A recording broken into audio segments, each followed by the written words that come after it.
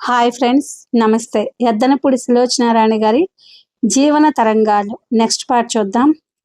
అనంత్ తన మీద ఆగ్రహపడి అపార్థం చేసుకుని వెళ్ళిపోతున్నాడని తెలియని రోజా సరిగ్గా అదే సమయంలో తండ్రి దగ్గర కూర్చుని విప్పారిన నేత్రాలతో ఆయన చెబుతున్న మాటలు వింటోంది. వేణుగోపాలరావు గారు మర్నాడు ఊరు వెళ్ళిపోతున్నారు. ప్రయాణానికి అన్ని ఏర్పాట్లు జరిగాయి.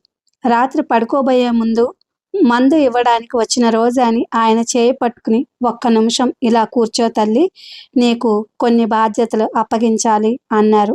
రోజా ఆయనకెదురుగా కూర్చుంది. ఆయన క్లుప్తంగా తనకున్న ఆస్తిపాస్తుల వివరాలు చెప్పసాగారు. ఈ బాధ్యతలన్నీ నాకు వద్దు, ముందు లావణ్యని ఇంటికి పిలిపించండి. మీరు వెళ్లే ముందు లావణ్య ఈ ఇంటికి రావటం ఎంతైనా అవసరం అంది రోజా.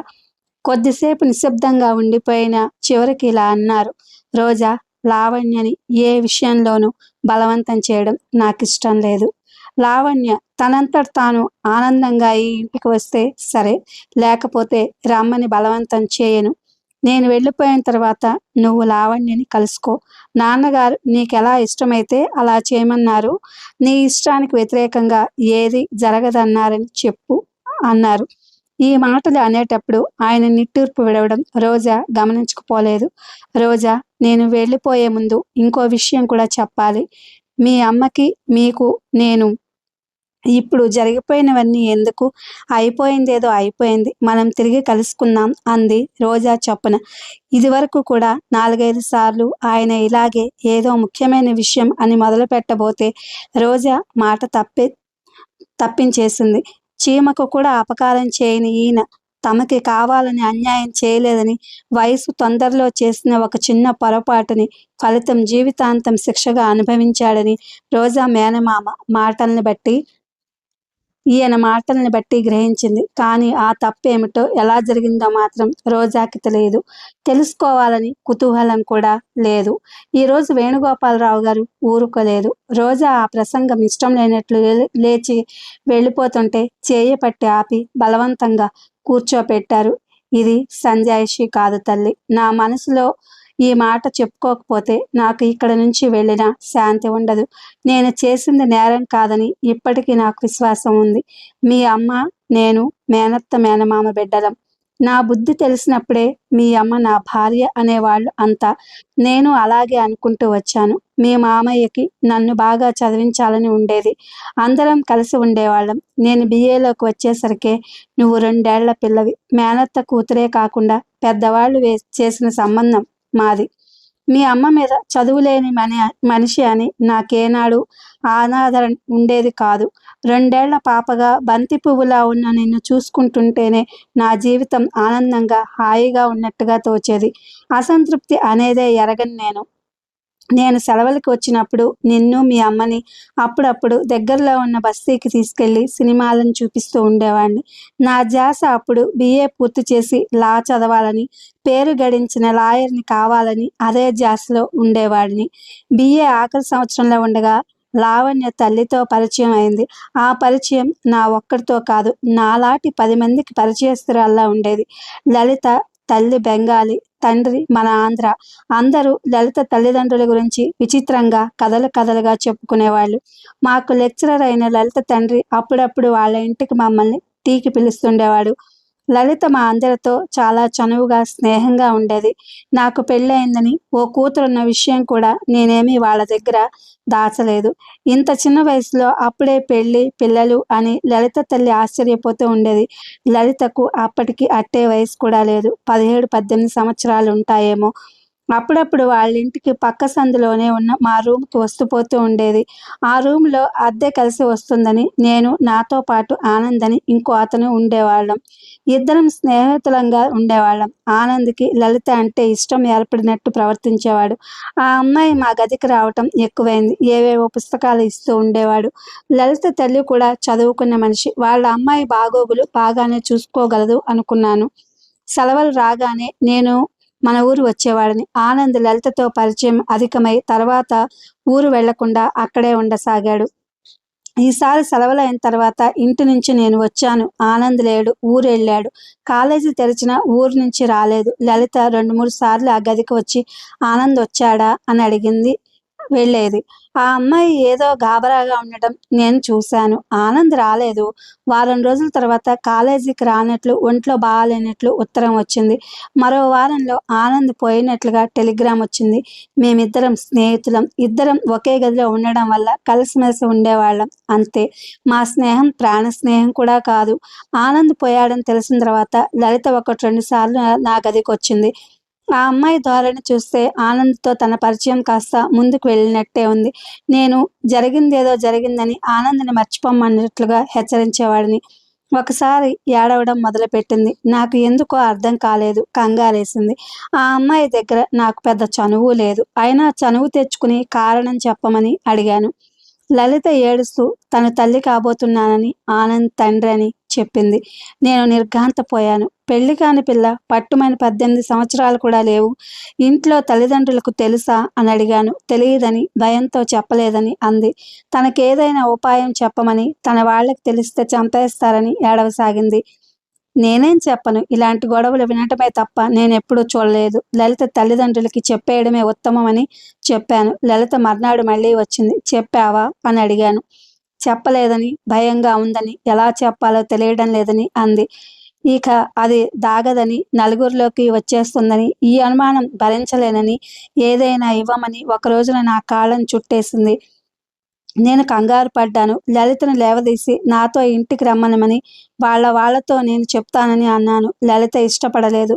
మళ్ళా మర్నాడొచ్చింది. అప్పటికి ఇరుగు పొరుగు లలిత నా గదికి రావటం గురించి ఊహాగానాలు మొదలుపెట్టారు. లలిత ఆ రోజు వచ్చి రాగానే తనకి ఒక సహాయం చేసి పెట్టాలని, నేను ఆ సహాయానికి అంగీకరించకపోతే ఎందులోనైనా పడి చచ్చిపోతానని అంది. నేను అది ఏమిటో చెప్పమన్నాను. లలిత నన్ను తనని పెళ్లి చేసుకోమంది. నేను నిర్వీర్యుడినయ్యాను. లలిత మళ్ళీ నా కాళ్ళు పెనవేసుకుంది. తను బ్రతకాలంటే ఇది ఒక్కటే మార్గం అంది. నేను పెళ్ళైన వాడినని, ఓ కూతురు కూడా ఉందని గుర్తు చేశాను. లలిత పర్వాలేదంది. ఈ ప్రపంచంలో ఎంతమందికి 2 భార్యలు కలవాళ్ళు లేరండి. నా కూతురిని తన కూతురిగా భావించి చూసుకుంటానంది. తనని కనికరించమని, జీవితం భిక్షగా పెట్టమని ఏదేదో అంది. నేను ఒప్పుకుంటే తల్లిదండ్రులకి చెప్తానని, ఇలా చేస్తే జీవితాంతం కృతజ్ఞుడిగా ఉంటానని, కావాలంటే అలా వ్రాసి ఇస్తానని ఏదేదో అంది. ఆ అమ్మాయిని చూస్తే నాకు జాలేసింది. ఈ ప్రపంచంలో డబ్బున్నా, పేరున్నా తప్పు చేసిన ఆడదాన్ని సంఘం క్షమించదు. క్రూరంగా శిక్షిస్తుంది. అందులో ఆ రోజుల్లో మరీను. అందులో అప్పట్లో వీరేశలింగం గారి ప్రభావం కూడా నా మీద కొంత ఉండేది. చివరికి లలితకి సాయం చేయడానికి నిశ్చయించుకున్నాను. ఈ పెళ్లి అయ్యే వరకు నా బాధ్యత. ఆ తర్వాత లలిత ఎలాగైనా తగాదా పెట్టుకుని నా నుంచి విడిపోవాలి. లలిత విడిపోకపోతే నేను విడిపోతానని, మా ఇద్దరి మధ్య ఎలాంటి సంబంధం ఉండకూడదన్నాను. నేను చెప్పిన ప్రతి అక్షరానికి తల ఊపింది. నేను పల్లెటూరు వచ్చాను. మామూలుగా అయితే మీ అమ్మ ఒప్పుకోదని నాకు తెలుసు. అందుకే లలిత పరిస్థితి వివరిస్తూ లలితకు పుట్టబోయే బిడ్డకి తండ్రిని నేనేనని అబద్ధమాడాను. మీ అమ్మ ముఖం వివరణమైపోయింది. అప్పటికి మీ అమ్మకి చందు గర్భంలో ఉన్నాడు. నిండు నెలలతో ఉంది. లలితకి నెల తప్పడం నా దోషమని నమ్మిన మీ అమ్మ వెంటనే లలితతో నా వివాహానికి అనుమతి ఇచ్చింది. ఈ విషయం ఇంట్లో ఎవరికీ తెలియదు. నేను మీ అమ్మకి ఏం భయం లేదని హామీ ఇచ్చాను. లలితతో నా వివాహం వైభవంగా జరిగిపోయింది. పెళ్లిలో అందరికీ లలిత నెల తప్పిన మనిషి అని తెలిసిపోయింది. నేనేననుకున్నారు కొంతమంది. నేను లలిత డబ్బు కోసం వేసిన ఎత్తన్నారు ఇంకా కొంతమంది. లలితకి ఆనంద్‌తో సంబంధం ఉన్నా డబ్బుకి కకృతిపడి ఈ పెళ్లికి ఒప్పుకున్నానని, భార్యకి అన్యాయం చేశానన్నారు. ఈ పెళ్ళయిందని తెలియగానే మీ మామయ్య పెద్ద మనుషుల్ని వెంటబెట్టుకునొచ్చి పెళ్లి పందిట్లో నిలబడి పెద్ద గొడవ చేశాడు. లలిత తండ్రి ఆ వచ్చిన పెద్ద మనుషుల్ని చెడామడా మాటలు విసురుకున్నారు. నేను సావిత్రికి తెలియచేసే ఆమె అనుమతి తీసుకుని ఈ పెళ్లి చేసుకున్నానని కాగితం చూపించాను. మీ మామయ్య వాళ్ళు వెళ్ళిపోయారు. లలిత తల్లిదండ్రులు నన్ను, లలితని ఒక నెల రోజుల పాటు అలా ఢిల్లీ, ఆగ్రా తిరిగి రమ్మనమని, అప్పటికే ఈ అబాసు చల్లబడుతుందని అన్నారు. లలిత కూడా రమ్మనమని ప్రాధేయపడింది. నేను పల్లెటూరు వచ్చాను. మీ అమ్మ నా ఎదుటికి రాలేదు. మీ అత్తయ్య, మామయ్య అనరాని మాటలన్నారు. వాళ్ళతో ఇరుగు పొరుగు ఏకమైనారు. నేను ఆ మాటలు వినలేనట్టు వచ్చేశాను. నేను పట్నం తిరిగి రాగానే మీ అమ్మకి ఉత్తరం రాశాను. అందులో నా మీద నమ్మకం ఉంచమని, నీకు పిల్లలకి దూరం కానని వ్రాశాను. సాధ్యమైనంత త్వరలో వేరే ఇల్లు తీసుకుని నిన్ను, రోజాని ఇక్కడికి తీసుకుని వస్తానని వ్రాశాను. కానీ లలిత ఆ ఉత్తరం పోస్ట్లో పడనివ్వలేదు. ఆ తర్వాత చాలా రోజులకు తెలిసింది. లలిత, నేను ఆగ్రా వెళ్ళాం. ఇంతలో మా అత్తగారు, మామగారు కూడా వచ్చి కలిశారు. అందరం అక్కడ నుంచి కలకత్తా వెళ్ళాం. అక్కడ లలిత తల్లికి జనపనార మిల్లులో భాగాలున్నాయి. అటు ఇటు తిరుగుతుండగా 2 నెలలు అయిపోయినాయి. ఒకసారి బయలుదేరబోతే లలిత తండ్రి ఏదో అర్జెంట్ పని మీద సిమ్లా వెళ్ళమన్నారు. అక్కడ ఆ వ్యాపార విషయంలో ఆ పని పూర్తి కావడానికి దాదాపు నెల పట్టింది. ఎప్పుడు నేను ఇంటికి బయలుదేరాలన్నా ఏదో ఒక పని వచ్చేది. చివరికి చిరాకు పడి బలవంతంగా బయలుదేరాను.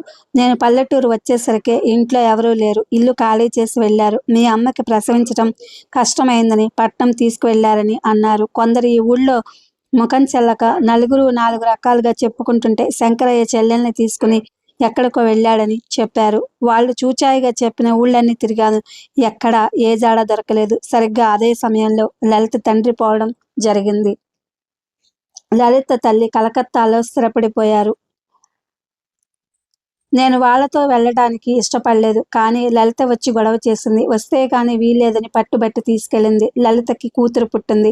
లావణ్య అని పేరు పెట్టుకుంది. నేను అక్కడికి వెళ్ళి అవన్నీ శ్రద్ధగా చూడటంతో వ్యాపారంలో లాభాలు బాగా వచ్చాయి. నాకు తెలిసిన వాళ్ళందరికీ శంకరయ్య సంగతి కానీ, సావిత్రి సంగతి కానీ తెలిస్తే ఉత్తరాలు వ్రాయమని ఎప్పుడూ వ్రాస్తూనే ఉండేవాడిని. కానీ మీ ఉనికి నాకు తెలియనీలేదు. అయితే లావణ్య ఆశ్చర్యంగా అడిగింది, రోజా, నా రక్తం పచ్చుకుని పుట్టలేదా? అయినా లావణ్యని నేనెప్పుడూ అలా చూడలేదు.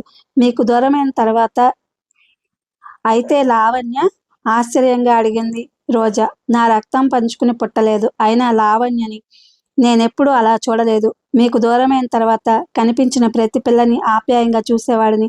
నేను మీ గురించి తలుచుకుని మీరేమైపోయారోనని దిగులు పడుతుంటే లలితకి ఈర్ష్యగా ఉండేది.